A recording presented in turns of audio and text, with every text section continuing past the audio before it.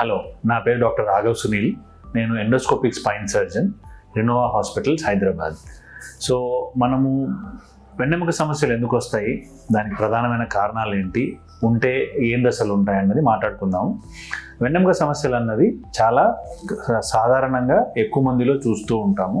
దానికి చాలా కారణాలు ఉన్నాయండి. ఒకటి, మనము చేసే పని, మనం ఈ మధ్య కాలంలో ఎక్కువగా కూర్చోవటము, కంప్యూటర్ వాడకం కానీ ఫోన్ వాడకం కానీ పెరగటము, ప్రయాణం పెరగటం. అంటే ఒక టౌన్లో ఉన్న, ఒక సిటీలో ఉన్న రోజు గంటల తరబడి 2 వీలర్ పైన కానీ 4 వీలర్లో కానీ తిరగటము, మన బరువు పెరగటము, ఎక్సర్సైజ్ సరిగ్గా లేకపోవడం, ఇలా రకరకాల కారణాల వల్ల అరుగుదల వల్ల వచ్చే వెన్నెముక సమస్యలు ఎక్కువగా చూస్తూ ఉన్నాము. కొంతమందిలో వెన్నెముక సమస్యలు కింద పడి ఫ్రాక్చర్ అవ్వడం, యాక్సిడెంట్ వల్ల రావచ్చు.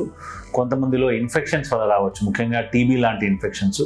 మరికొంతమందిలో క్యాన్సర్స్ వల్ల రావచ్చు. ఇలా రకరకాల కారణాల వల్ల మనకు వెన్నెముక సమస్యలు వచ్చే అవకాశం ఉంటుంది. చాలామంది నన్ను అడిగే క్వశ్చన్ ఏంటంటే, మా పక్కింటి వాళ్ళకి నడుము నొప్పి వచ్చిందండి, వాళ్ళకి ఏదో 4 మందులు ఏదో వాడితే తగ్గిపోయింది, నేను అవే మందులు వాడాను తెచ్చుకొని నాకు తగ్గటం లేదు అని కొంతమంది అడుగుతూ ఉంటారు. సో మనం అర్థం చేసుకోవాల్సింది ఏంటంటే, వెన్నెముక సమస్య కారణం కరెక్ట్ ఇంపార్టెంట్ మనకు. ఎందుకంటే అందరి వెన్నెముక సమస్యలు ఒకటి కాదంటే, మీ నడుము నొప్పి మీ పక్కింటి వాళ్ళ నడుము నొప్పి ఒకటి కాదు. వారికి వచ్చిన కారణాలు వారికి ఉంటాయి, మీకు వచ్చిన కారణాలు మీకు ఉంటాయి. సో నడుము నొప్పి కానీ మెడ నొప్పి కానీ రావడానికి ప్రధానంగా కండల్లో ఇబ్బంది ఉన్నా రావచ్చు, నడుములో ఉన్న జాయింట్స్ డిస్టర్బ్ అయినా రావచ్చు, నడుములో ఎముకల మధ్యలో ఉన్న కుషన్, డిస్క్ అంటాం. అంటే ఇలా ఈ విధంగా 2 ఎముకల మధ్యలో ఈ కుషన్ ఉంటుంది, దీన్ని మనం డిస్క్ అంటాం. ఆ డిస్క్ చిరిగినా రావచ్చు, అలాగే ఈ నరాలు నలిగినా రావచ్చు, అలాగే నడుములో నేను ఇంతకుముందు చెప్పినట్టు ఈ జాయింట్స్ డ్యామేజ్ అయినా కూడా ఈ వెన్నెముక సమస్యలు రావచ్చు. కొంతమందికి ఏంటంటే 2-3 కారణాల కలయిక వల్ల కూడా ఆ ఇబ్బంది వచ్చే అవకాశం ఉంటుంది. వెన్నెముక సమస్య మొదలైనప్పుడు దీనికి దశలు ఉంటాయి.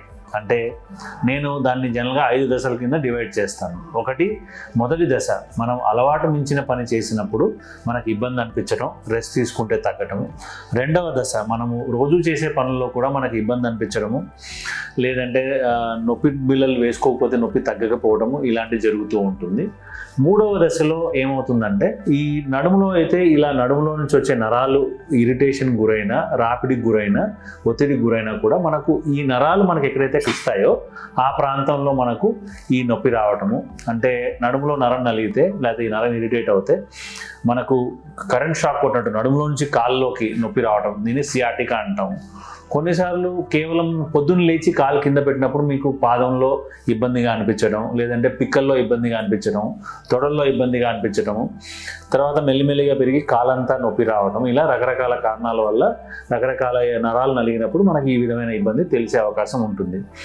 4వ దశ, నరము బాగా చిరిగిపోయినప్పుడు, నరం బాగా నలిగిపోతే కాల్లో శక్తి తగ్గిపోయి, పాదంలో శక్తి తగ్గిపోయి పాదం పడిపోవడం కానీ, మోకాళ్ళకు వెళ్ళే నరం డిస్టర్బ్ అయితే మోకాళ్ళు శక్తి పట్టుకోకపోవడం, మోకాళ్ళు సపోర్ట్ వదిలేయడం కానీ, లేదంటే వేళ్ళకి వెళ్ళే నరాన్ని డిస్టర్బ్ అయితే మనకు చెప్పు జారిపోవడం కానీ జరిగే అవకాశం ఉంటుంది.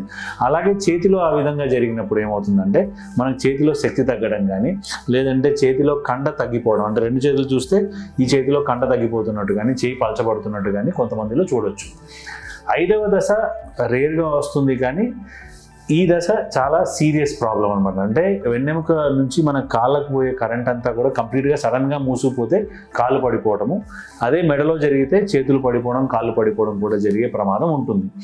ఇలా వెన్నెముక సమస్యలు మనం దశలుగా డివైడ్ చేసినప్పుడు మనము ట్రీట్మెంట్ ఏం చేయాలన్నది కరెక్ట్గా మనకు అర్థమవుతుంది.